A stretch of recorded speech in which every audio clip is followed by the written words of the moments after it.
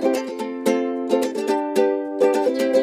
everyone, I'm Nate Fischer. And I'm Ryan-Stout. And we are Cinema Buffs, bringing you another episode of Strongest, Weakest. That's right. This week we're going to be bringing you our review of Fantastic Beasts and Where to Find Them, a spin-off of the Harry Potter series.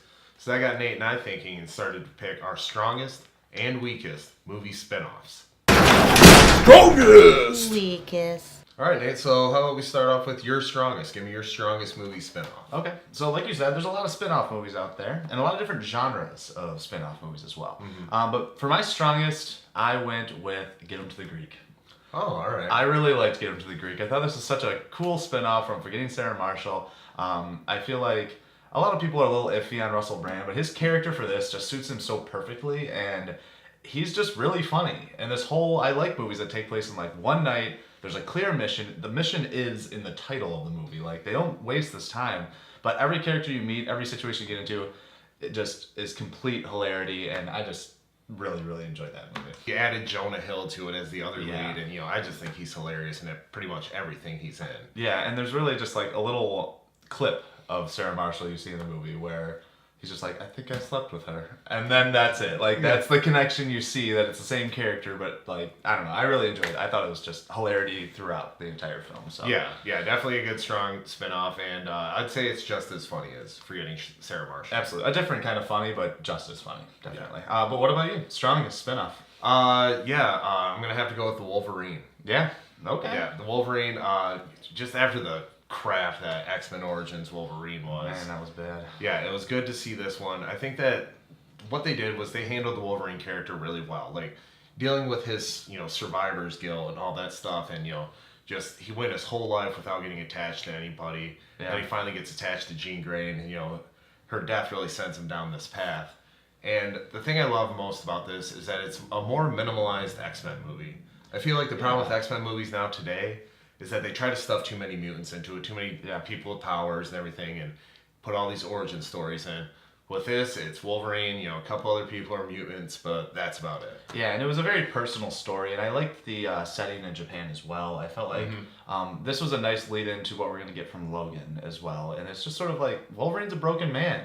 He will always watch everyone he loves dies, and that is the loneliness that he feels. And this movie really portrayed that loneliness very, very well. But now let's flip it over to weakest, Nate. Give me your weakest movie spinoff. Okay, well, there was a few to choose from with this, and honestly, some of the weaker spin-offs I kind of enjoyed for guilty pleasures. Like, Freddy vs. Jason's not good, but I enjoyed it. It's a guilty pleasure. It's a guilty pleasure.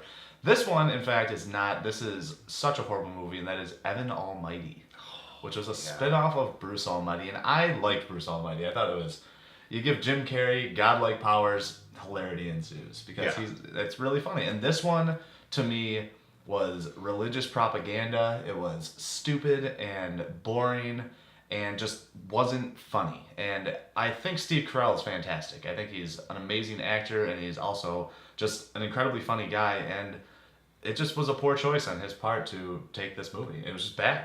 The first movie was about, like, the complexities if you had godlike powers. Yeah. But with Evan Almighty, it was basically, what if you were Noah? Yeah, build an ark. Yeah. And let's see how many times you can hit yourself with a hammer, or step on a nail, or have a board fly up and hit you in the face. It was just cheap comedy that even, I think, kids can realize is not good. I think, it doesn't matter what age, it's not funny. Yeah, pretty bad one. Yeah, but what about you? What's your weakest? I'm going to have to go with The Scorpion King.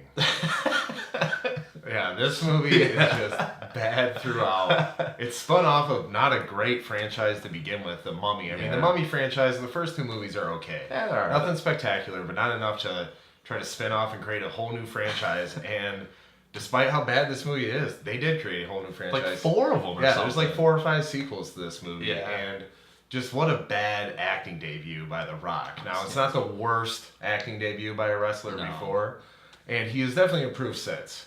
Absolutely. I think Dwayne The Rock Johnson's a really funny, pretty good actor. Yeah, he's like one of the top action stars nowadays. But just to see this is where he started off, it was just, you had absolutely no hope for his future. I know. Good for him for digging himself out of that hole, because that was a very, very bad movie. Yeah, just everything, like the mediocre action and villain, and it was just another early case of franchise building. And not to mention, who was it? Grant Heslov played like his little annoying, high-pitched sidekick. Thank God he got behind the camera and he's a producer-director now.